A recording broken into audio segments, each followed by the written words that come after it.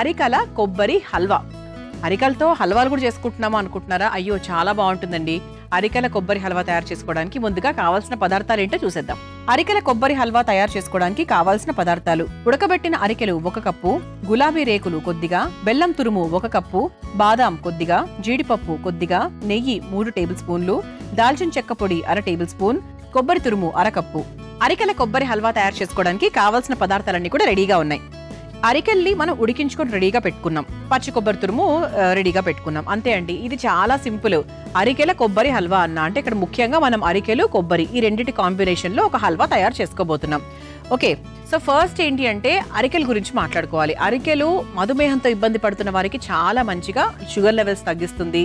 తర్వాత calorie count తక్కువగా ఉంటుంది, బరువు తగ్గచ్చు. మలబద్ధకం లాంటి ఇబ్బందులు ఏమైనా ఉన్నా కూడా మనకు అరికెల్ని రెగ్యులర్ గా తీసుకుంటూ ఉండడం వల్ల చాలా బెనిఫిట్ అన్నమాట. అలాగే వైరస్ల నుంచి కూడా, అంటే మన శరీరంలో రకరకాల వైరస్లు జనరల్ గా కూడా ఉంటాయి, ఏదో రోగం వచ్చినప్పుడే కాదు. మనకి వైరస్ ఏదైనా ఉన్నప్పుడు ఆ వైరస్ ని తరిమి కొట్టడానికి కూడా మనకు అరికెలు అనేవి అంటే ఒక మంచి కవచం లాగా పనిచేస్తాయి అన్నమాట. అంటే ఇమ్యూనిటీ పవర్ ని పెంచుతూ వాటన్నిటిని కూడా తరిమి కొడుతూ ఉంటాయి. అంతేకాకుండా ఇది మనకు రక్తాన్ని కూడా శుద్ధి చేస్తుంది. అంటే కొంతమంది బేసిక్ గా బ్లడ్ క్లీనింగ్ అనేటువంటి ఒక తత్వం మన బాడీలో ఉంటుంది, ఆటోమేటిక్గా బ్లడ్ క్లీన్ అవుతూ ఉంటుంది. కానీ కొందరికి అది ఉండదు. అందుకు మనకు అరికెలు ఎక్కువగా తినడం వల్ల ఏంటి అంటే ఆటోమేటిక్ బ్లడ్ క్లీనింగ్ అనేది చాలా బాగా అవుతుందన్నమాట. సో ఎప్పుడైతే బ్లడ్ ప్యూరిఫైగా ఉంటుందో అప్పుడు ఆరోగ్యానికి డెఫినెట్గా మంచిది, ఇన్ఫెక్షన్స్ రాకుండా ఉంటాయి. సో అలా మనకి అరికెల్లో చాలా మంచి బెనిఫిట్స్ ఉన్నాయి. ఈ రోజు మనము పంచదార వాడట్లేదు ఎక్కడ కూడా, కేవలం బెల్లం మాత్రమే వాడుతున్నాము. ఓకేనా? సో ఫస్ట్ మనం ఏం చేయాలంటే ఒక మిక్సింగ్ బౌల్ తీసుకుందాం. మిక్సింగ్ బౌల్ తీసుకొని ఒక 1/2 కప్పు, అంటే ఇందులోంచి ఒక 1/2 కప్పు అరికెలు వేస్తున్నాను, ఉడికించిన అరికెలు.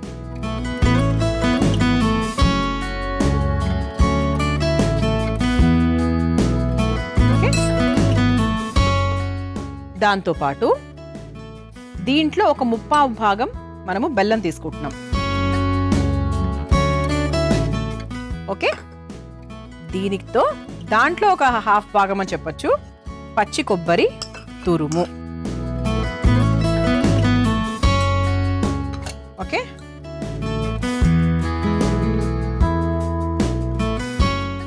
ఇప్పుడు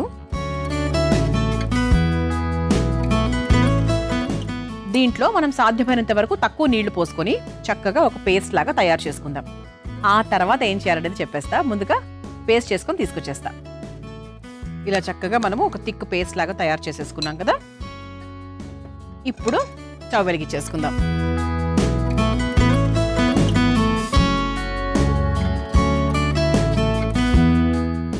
ఇందులో ముందుగా కాస్త నెయ్యి వేసుకొని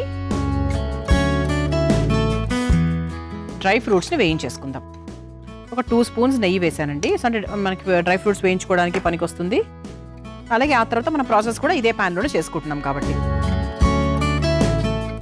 నెయ్యి కాస్త కరిగిన తర్వాత జీడిపప్పు, అలాగే బాదాం, ఈ రెండింటిని కూడా వేయించేసుకుందాం.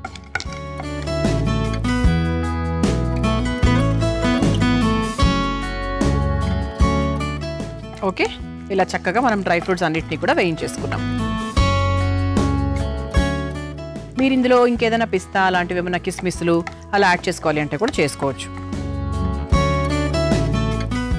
ఓకే, సో నేతిలో చక్కగా వేగిపోయాయి కాబట్టి ఒక బౌల్లోకి తీసేసుకుందాం.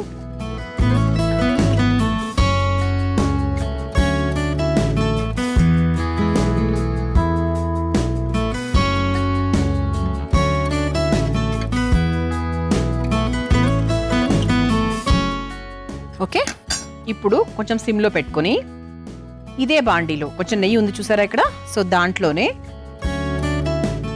మనం ముందుగా రెడీ చేసుకొని పెట్టుకున్నటువంటి ఈ అరికెల, బెల్లం, పచ్చి కొబ్బరి పేస్ట్ ఏదైతే ఉందో అది వేసుకుందాం.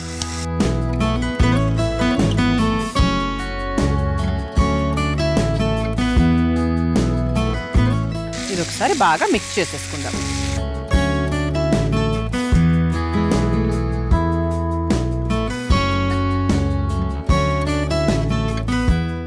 సో ఇలా చక్కగా కలుపుకోవాలి. అంటే ఇలా కలుపుతూ కలుపుతూ మధ్యలో కూడా మనం ఇలా నెయ్యి వేసుకుంటూ వెళ్ళాలన్నమాట. ఇదిగోండి, ఇలా ఇది కొంచెం మనకు దగ్గర పడాలి. అంటే మనకి ఇలా అంటుకోకూడదు, ప్యాన్కి ఇలా అసలు అంటుకోకుండా పూర్తిగా మన గరిటకు వచ్చేసేయాలి అది. ఓకే, దీంట్లో మనం కాస్త దాల్చిన చెక్క పొడి కూడా వేసేసుకుందాం. సో దీనివల్ల చాలా మంచి టేస్ట్ వస్తుంది. యాక్చువల్గా ఇదొక్కటే మనము ఇంట్లో చేసుకునేటప్పుడు మిస్ అవుతూ ఉంటాం. దాల్చిన చెక్క పొడి కొంతమందికి ఇష్టం ఉండదని చెప్పి జనరల్గా మనం వెయ్యం, యాలకుల పొడే వేస్తూ ఉంటాం.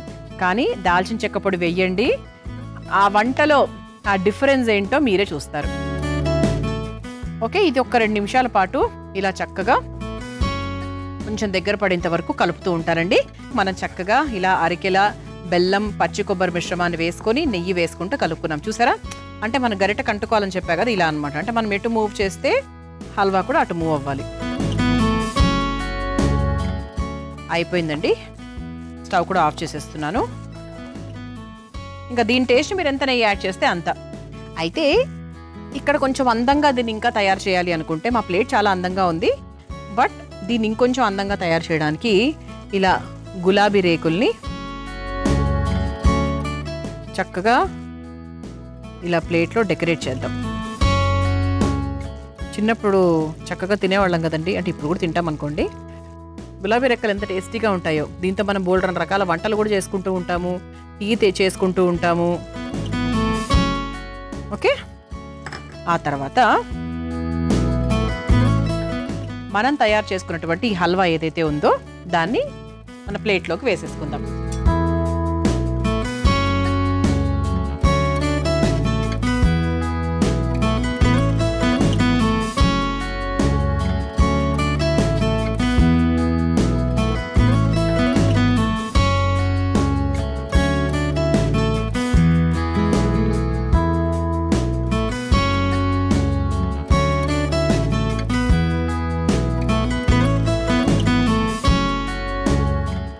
పైన నుంచి మనం ముందుగా వేయించుకున్నటువంటి జీడిపప్పు, బాదంతో గార్నిష్ చేసుకుందాం.